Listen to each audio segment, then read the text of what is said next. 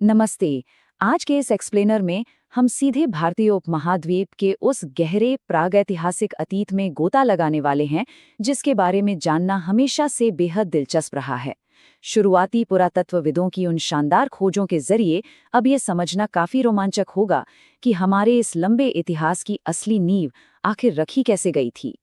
तो इस सफर का रोड मैप कुछ ऐसा रहेगा। सबसे पहले इतिहास के अलग अलग चरण, फिर पुरातत्व के वो दिग्गज जिन्होंने ये खोजें की, उसके बाद पूरा पाषाण काल के शिकारी, मध्य पाषाण काल के रहस्य और अंत में वो जबरदस्त कृषि क्रांति जिसने सब कुछ हमेशा के लिए बदल दिया। शुरुआत करते हैं हमारे पहले पड़ाव से, इतिहास के चरण, यानी हमारे प्राचीन अतीत को समझना और उसे सही मायने में परिभाषित करना। जमीन की खुदाई करने से पहले ये जानना बहुत जरूरी है कि इतिहासकार इस पूरी टाइमलाइन को बांटते कैसे हैं। ये बिल्कुल एक विशाल पजल की तरह है।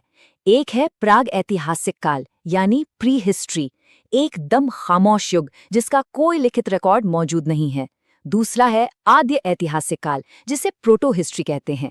यहाँ लिखित रिकॉर्ड तो हैं, लेकिन वे एक अनसुलझी पहेली की तरह हैं जिन्हें अब तक पढ़ा नहीं जा सका है। और फिर आता है ऐतिहासिक काल यानी हिस्ट्री, जहाँ बिल्कुल साफ साफ पढ़े जा सकने वाले लिखित विवरण मिलते हैं। अब आगे बढ़ते हैं और जानते हैं उन असली जासूसों के बारे में, पुरातत्व के वो अग्रणी जिन्होंने जमीन के नीचे दबे इन कीमती सुरागों को खोज निकाला। अलेक्जेंडर कनिंघम, ये कोई आम नाम नहीं है। ये बंगाल इंजीनियर ग्रुप के एक अधिकारी थे और सच कहें तो इन्होंने ही इस पूरी फील्ड की एक व्यवस्थित नींव रखी थी। इसी अहम योगदान की वजह से उन्हें भारतीय पुरातत्व के जनक का बहुत ही प्रतिष्ठित खिताब दिया गया। ये वो लोग थे जिन्होंने सच में अतीत की सदियों पुरानी परतों को उधेड़ना शुरू किया था। और फिर 1863 में एक और बहुत बड़ा ब्रेक थ्रू मिला। रॉबर्ट ब्रूस फुट नाम के एक और ब्रिटिश विशेषज्ञ ने पल्लावरम में भारत की सबसे पहली पुरापाषाण कलाकृति खोज निकाली। मतलब ये एक तरह से भारतीय पुरातत्व के लिए एक टर्निंग पॉइंट्स था।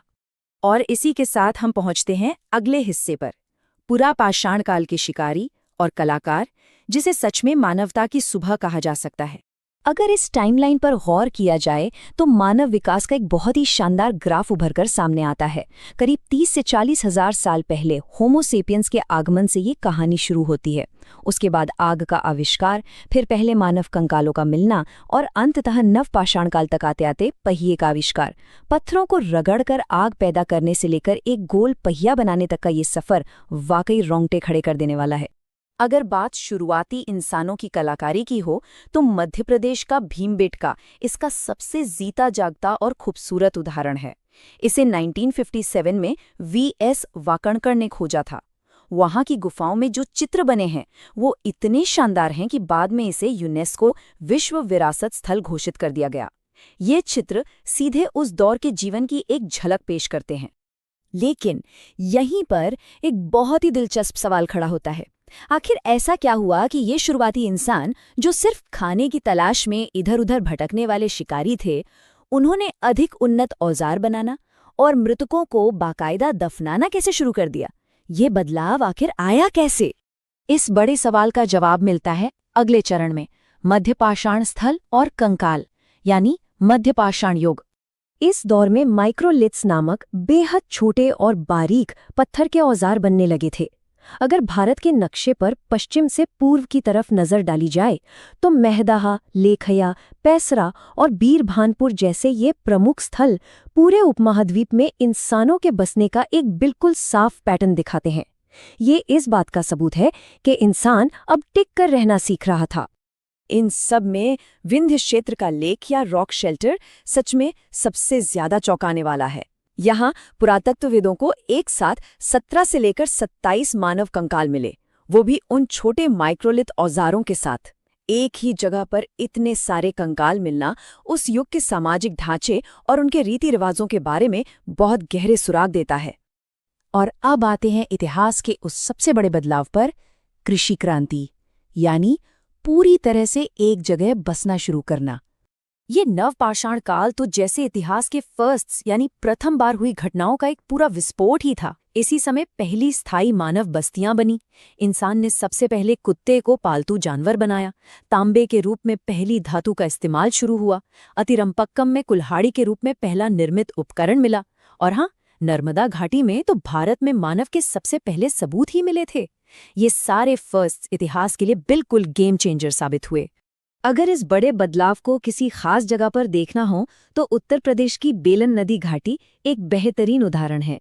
यहाँ कोल्डीहिवा और लहुरा देव जैसे स्थलों से चावल की खेती के दुनिया के कुछ सबसे पुराने साक्ष्य मिलते हैं।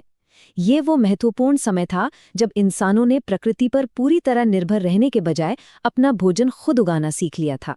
ये डेटा साफ बताता है कि किन फसलों ने इन शुरुआती बस्तियों को ताकत दी। बलूचिस्तान के मेहरगढ़ में उगाए गए गेहूं और जौ से लेकर उत्तर प्रदेश की बेलन घाटी में लहलहाते चावल तक, खेती ने समाज का पूरा नक्शा ही पलट कर रख दिया था। एक जगह रुकना, फसल उगाना और एक समाज का निर्माण करना, ये सब यही से शुरू हुआ था।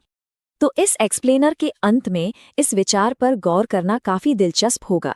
यदि आग, पहिया और कृषि जैसे इन शुरुआती आविष्कारों ने हमारे आज के इस पूरे आधुनिक समाज की मजबूत नींव रखी है, तो ये सोचना बेहद रोमांचक हो जाता है कि भारतीय उपमहाद्वीप की इस गहरी मिट्टी के नीचे और कौन सी भूली बिसरी खोजें अभी भी दबी पड़ी होंगी। कौन जाने, मानव विकास का कोई बहुत बड़ा रहस्य बस किसी अगले महान पुरातत्वविद की एक खुदाई का इंतजार कर रहा हो।